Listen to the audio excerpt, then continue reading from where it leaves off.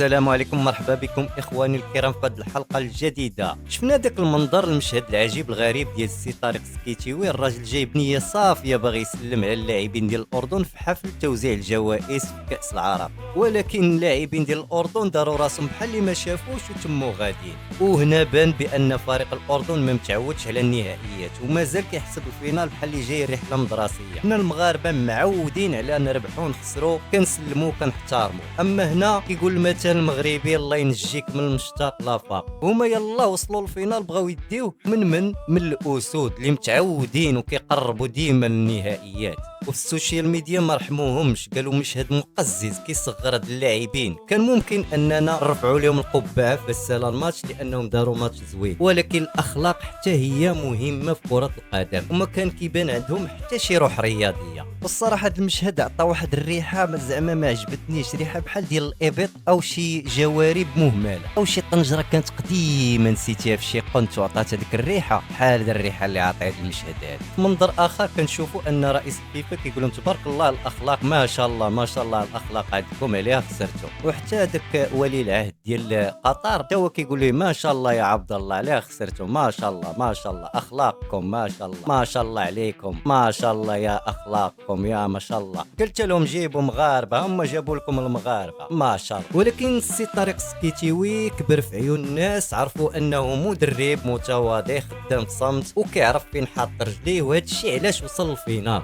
لو كنت انا رئيس الفيفا كون راساليت الماتش مع الهدف الاول اللي ماركا اسامه طنان العالمي التاريخي، وكديك الساعه غادي نطفي الضو، غادي نعطي الكاس للمنتخب ونقول لهم مول مليح باع وراه. ما تنساش تعطيني رايك في التعليقات.